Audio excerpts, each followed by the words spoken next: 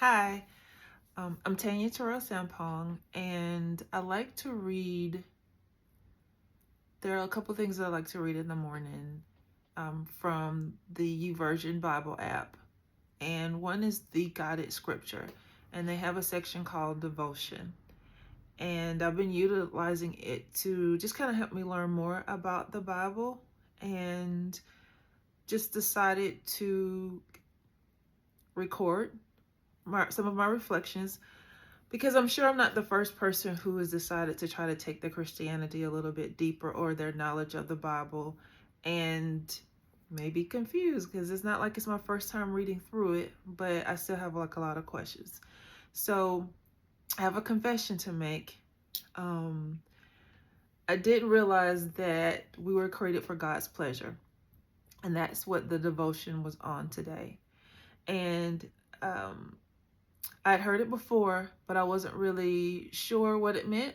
Didn't think about it as being a big deal. But today, I don't know, for some reason, I was like, what does that mean exactly? And if God created me for his pleasure, then my life should reflect that, correct?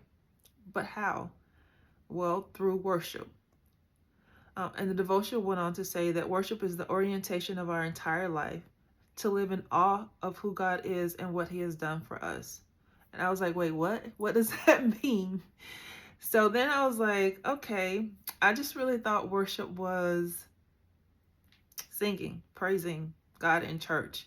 But what does worship really mean when it's considered the orientation of our entire life? And this is what the devotion was saying. And so when it put worship and orientation together, I was like, I just didn't really understand what that meant. So I dug a little deeper, and this is what I found. Worship isn't just music. It's not a moment or a Sunday thing. It is actually good to worship with our voice on Sunday, of course, but we need to go further. We need to do more. Worship is the orientation of our life, and that is the direction in which our heart is pointed. It's living in awe of who God is and responding to his goodness in how we live and how we love, how we treat people. So as I was reading about that, I was like, okay, I get it a little bit better now. So it goes on to say, so the scripture reference is Hebrews 13:16, NIV. That's one of my favorite, I would say, Bible translations because it reads more like we talk or the way I talk. And it says that doing good and sharing with others is a sacrifice that pleases God. He has given us this is not part of the scripture, but between the devotion and what I'm thinking about, I was like, okay, he has given us everything we have in life. And he literally, God, has given us life. And so it should be my pleasure, my desire to please him. And the two ways we can please God are through worshiping him and loving others. So worship really isn't just what comes out of my mouth, whether it's on Sunday or in the middle of the day. It's really what comes out of my life. For me, it's another reminder of how we are his representatives, his light. And we can please him when we worship, when we act out of love toward others through him. So now I'm asking myself, what am I doing today that actually worships God? I love to sing, but I don't do it very well.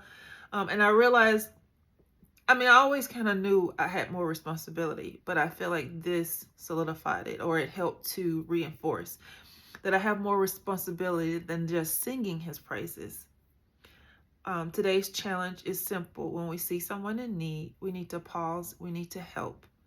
We need to pray with them and pray for them. We need to love on them because that's part of worship too.